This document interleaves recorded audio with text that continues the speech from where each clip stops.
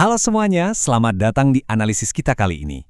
Hari ini kita bakal pakai kacamata sosiolog nih buat membedah satu fenomena yang pastinya sering banget kita rasain akhir-akhir ini. Kita bakal bongkar bareng-bareng apa sih sebenarnya mekanisme tersembunyi di balik konflik-konflik di masyarakat kita. Yuk langsung aja kita mulai.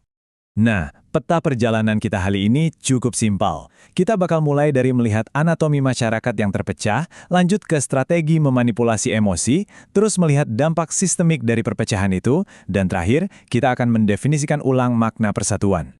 Oke, kita masuk ke bagian pertama. Anatomi masyarakat yang terpecah. Sebelum kita melihat sistem yang lebih besar secara keseluruhan, coba ditanyain ke diri sendiri. Kenapa sih masyarakat kita tuh kayaknya gampang banget marah akhir-akhir ini? Kenapa rasanya tiap kali kita buka medsos atau pas lagi ngobrol sama orang sekitar, bawaannya pengen saling serang satu sama lain? Ini pertanyaan fundamental banget yang sering kita lewatin. Ya, gara-gara kita sendiri terlalu sibuk ikutan emosi kan? Sebagai sosiolog, kita ngasih label buat fenomena kemarahan ini sebagai konflik horizontal. Maksudnya apa? Ini tuh konflik yang terjadi langsung antar sesama warga. Pemicunya biasanya berpusat pada perbedaan suku, agama, pilihan politik, atau kubu-kubuan kelompok sosial. Intinya, bayangin sebuah fenomena di mana masyarakat ngabisin semua energi mereka yang terbatas cuma buat ribut satu sama lain, murni karena perbedaan demografis dan pandangan politik doang. Lanjut ke bagian kedua, strategi memanipulasi emosi. Sekarang pertanyaannya, kenapa sih kebencian itu selalu jadi alat yang super efektif, apalagi kalau udah masuk ke permainan politik? Jawabannya sebenarnya simpel banget. Emosi dan kebencian itu jauh lebih gampang menguasai manusia daripada akal sehat. Publik yang udah terlanjur panas, yang dipenuhi rasa marah dan curiga ke kelompok lain, itu bakal jauh lebih gampang disetir dan dimanipulasi dibandingin sama publik yang menganalisa sesuatu pakai logika dingin dan akal sehat. Dan tahu nggak, hal ini kemudian dirangkai jadi satu siklus sosiologis yang emang sengaja dibikin. Langkah pertama, tabur benih kecurigaan antar kelompok. Langkah kedua, picu kemarahan dari rasa curiga tadi. Dan langkah ketiga, pelihara dan perbesar terus perpecahan itu. Buat apa tujuannya? Siklus ini tuh dirancang secara khusus supaya masyarakat terus-terusan berada dalam keadaan terpecah belah. Jadi kita nggak akan pernah punya ruang atau pikiran yang jernih buat ngebangun kesadaran bersama. Ngeri juga ya? Masuk ke bagian ketiga, dampak sistemik sebuah perpecahan. Coba deh bayangin energi dan fokus kita sebagai masyarakat itu kayak mata uang di dompet, yang jumlahnya terbatas. Kalau rakyat sibuk membelanjakan semua anggaran energi ini cuma buat berdebat dan saling benci satu sama lain, terus apa yang terjadi? Perhatian kita langsung buyar dari masalah yang jauh lebih besar. Kapasitas kita buat ngawasin pihak-pihak yang punya kekuasaan itu drop sampai titik nol.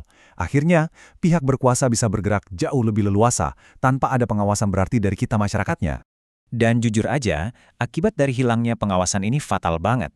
Isu-isu sistemik raksasa, kayak ketidakadilan, kemiskinan, korupsi, sampai penyalahgunaan kekuasaan terus-terusan dibiarin, dan seringkali melenggang bebas tanpa hambatan. Kenapa bisa gitu? Sekali lagi, karena kita terlalu sibuk berantem satu sama lain.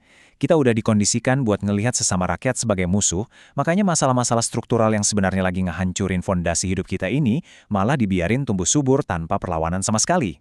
Nah, dari sini muncul sebuah ironi sosiologis terbesar dari perpecahan ini. Keadaan ini bikin kita pelan-pelan lupa kalau banyak masalah yang kita hadapin itu sebenarnya ya masalah bersama.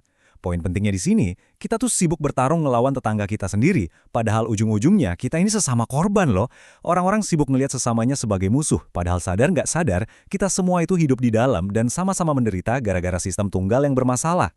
Kita sampai di bagian keempat, sekaligus yang terakhir, mendefinisikan ulang makna persatuan. Terus gimana dong cara kita benerin ini semua? Sumber materi kita ngasih sebuah definisi ulang yang menurut saya praktis banget. Persatuan itu bukan berarti semua orang harus punya pendapat yang sama, tapi kemampuan untuk tidak mudah diprovokasi oleh kebencian yang sengaja diciptakan. Ini ngerubah seluruh perspektif kita banget kan? Ternyata persatuan itu bukanlah tentang maksa semua orang buat setuju atau punya preferensi politik yang sama, melainkan murni tentang gimana cara kita melindungi pikiran kita sendiri dari provokasi yang emang udah dirancang oleh pihak lain. Jadi langkah kita ke depan tuh udah super jelas. Kita harus buang jauh-jauh pandangan lama yang nuntut semua orang buat punya pendapat yang sama, karena itu cuma ilusi yang mustahil. Sebagai gantinya, kita harus mulai ngadopsi pandangan sosiologis tentang persatuan, yaitu kemampuan berpikir dengan tenang dan berani nolak provokasi. Kalau masyarakat udah bisa mikir tenang dan nolak buat terus-terusan dipelihara dalam permusuhan, secara aktif kita udah ngelucutin senjata para pemegang kekuasaan. Mereka bakal kesulitan banget buat pakai perpecahan sebagai alat mempertahankan kendali atas rakyatnya. Sebagai penutup nih, saya mau nitip satu pemikiran provokatif buat kalian renungkan. Lain kali, pas kalian ngerasa ada dorongan kuat banget buat berdebat atau marah-marah secara online gara-gara beda pandangan, coba tanya ke diri sendiri dulu. Apakah kalian bakal terus ngebakar energi berharga kalian cuma buat berantem secara horizontal? Ataukah kalian bakal mulai lihat ke atas dan mau perhatiin sistem sesungguhnya yang lagi mempengaruhi hidup kita semua secara bersama-sama? Keputusan itu sepenuhnya ada di tangan kita. Terima kasih udah menyimak penjelasan ini, mari kita terus belajar dan berpikir jernih.